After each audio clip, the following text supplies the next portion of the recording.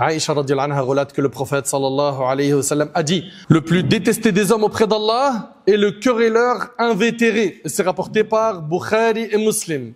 Le querelleur invétéré, mes frères et sœurs, est celui qui se caractérise par l'entêtement, l'acharnement dans ses débats mensongers, le mensonge dans ses propos, l'immoralité dans ses confrontations et l'injustice dans ses jugements. Il se laisse emporter par les idées et accusations que le diable lui insuffle à l'encontre de son adversaire. Il pense à tort que c'est de la bravoure et de la force de faire taire les autres par son argumentation fallacieuse, de les réduire au silence avec des arguments erronés, et se sent fier de pouvoir inverser la vérité en mensonge et le mensonge en vérité. Il se complaît dans son arrogance et son orgueil lorsqu'il parvient à vaincre son adversaire, sans se rendre compte que tant qu'il persiste à se livrer à des disputes injustes, il demeure sous la colère d'Allah. Il demeure sous la colère d'Allah Azza wa Jal.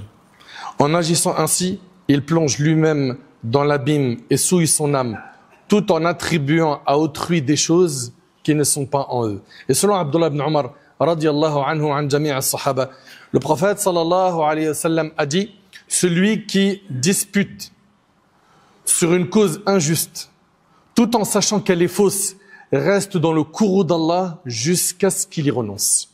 Celui qui se dispute avec quelqu'un sur une cause injuste, tout en sachant qu'elle est fausse, le prophète nous dit qu'il reste dans le courroux d'Allah. Allah, il est en colère contre lui. Tu sais que c'est faux ce que tu es en train de faire. Tu veux juste faire quoi? Apaiser ton cœur en faisant du mal à quelqu'un. Eh bien Allah, il est en colère contre toi. Ça te fait rien. Elle est passée où ta foi?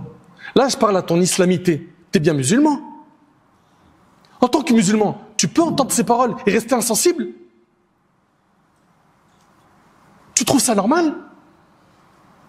Que vas-tu dire à Allah quand tu seras présenté devant lui?